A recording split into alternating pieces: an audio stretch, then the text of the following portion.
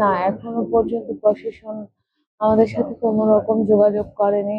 তবে আমরা আমাদের এই কথায় অটল যে যতক্ষণ পর্যন্ত আমাদের দাবি পূরণ না করা হচ্ছে, আমাদের দাবি আদায় না হচ্ছে, ততক্ষণ পর্যন্ত আমরা এখানে আছি।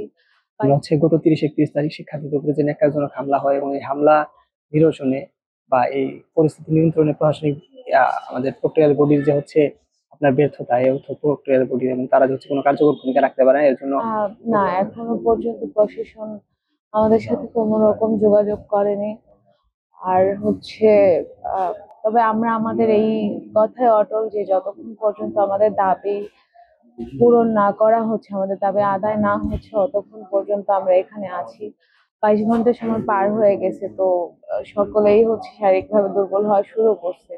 সেই জায়গায় হচ্ছে আমরা শুনতে পাচ্ছি প্রশাসন বলছে যে এখানে শিক্ষার্থীদের সমর্থন নেই, বিশ্ববিদ্যালয় অস্থিতিশীল করার জন্য আমরা এখানে গুটি কয়েকজন শিক্ষার্থী পায়তারা চালাচ্ছি।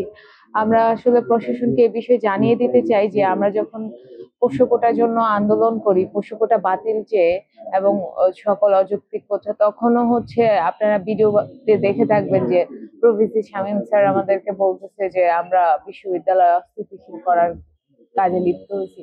আসলে এই যে আন্দোলন দমিয়ে দেওয়ার জন্য যে প্রশাসনের পায়তারা, এটা আমাদের কাছে নতুন না। তো আমরা আসলে তাদের এই কথার নিন্দা জানাই এবং সাধারণ শিক্ষার্থীদেরকে বলবো, যেহেতু আমাদের 7 দফা দাবি আদায়ে আমরা হচ্ছে 1000-এরও বেশি শিক্ষার্থীর হচ্ছে সম্মতি পেয়েছি গণস্বাক্ষর কর্মসূচিতে, এবং এটা হয়তো আরো বেশি হতে পারতো, আমাদের সময় স্বল্পতা। আমরা 24 ঘন্টার সময় নিয়ে এই কাজটা করেছি এবং 24 ঘন্টার সময়ের মধ্যে 5 থেকে 6 ঘন্টা সময় হচ্ছে গণ কর্মসূচি চালানোর ক্ষেত্রে ব্যয় করতে পারছি। তো সেই ক্ষেত্রে যে অল্প সময়ের মধ্যে এই সাড়াটা এসেছে, এটা আমাদের জন্য অনেক আশাদায়ক। আমরা তাদের হচ্ছে গত 30-31 তারিখ শিক্ষার্থীদের উপরে যে নেককারজনক হামলা হয় এবং এই হামলা নিরসনে বা এই পরিস্থিতি নিয়ন্ত্রণে প্রশাসনিক আমাদের প্রক্রিয়াল বডির যে হচ্ছে আপনার ব্যর্থতা, এই অর্থ প্রক্রিয়াল বডি এবং তারা যে হচ্ছে কোনো কার্যকর ভূমিকা রাখতে পারে না, এর জন্য প্রক্রিয়াল বডির পদত্যাগ সহ 7 দফা দাবিতে হচ্ছে গত কয়েকদিন থেকে আন্দোলন করে আসতেছিলাম।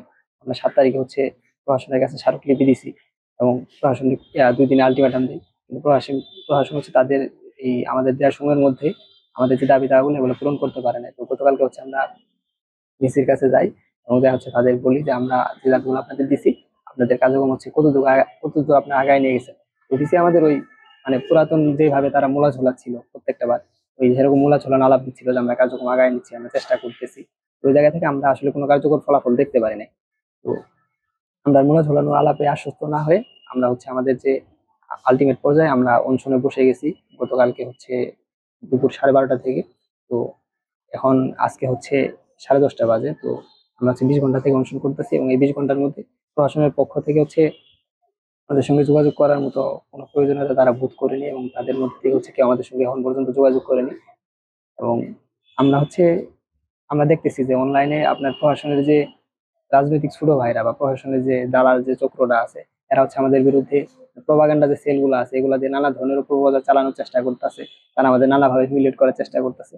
কিন্তু আমরা আমাদের অধিকারের জায়গায়, আমাদের সংগ্রামের জায়গায় যেরকম ভাবে শুরু করেছিলাম ওইরকম ভাবে হচ্ছে অটল আছি এবং আমরা শেষ পর্যন্ত অটল থাকবো যতক্ষণ না পর্যন্ত শিক্ষার্থীদের যে দাবি, শিক্ষার্থীদের যে হচ্ছে নিরাপত্তা, আপনার হচ্ছে শিক্ষার্থীদের যে হচ্ছে ক্যাম্পাসে পড়ালেখার নিশ্চয়তা এবং এই অর্থ প্রক্টোরিয়াল বডি যারা হচ্ছে আমাদের গত 10 মাস 1 বছরে কোনো নিরাপত্তা দিতে পারে নাই, তাদের পতন যতক্ষণ পর্যন্ত না হবে আমরা আমাদের দাবিতে হচ্ছে একইভাবে অটল থাইকে যাব।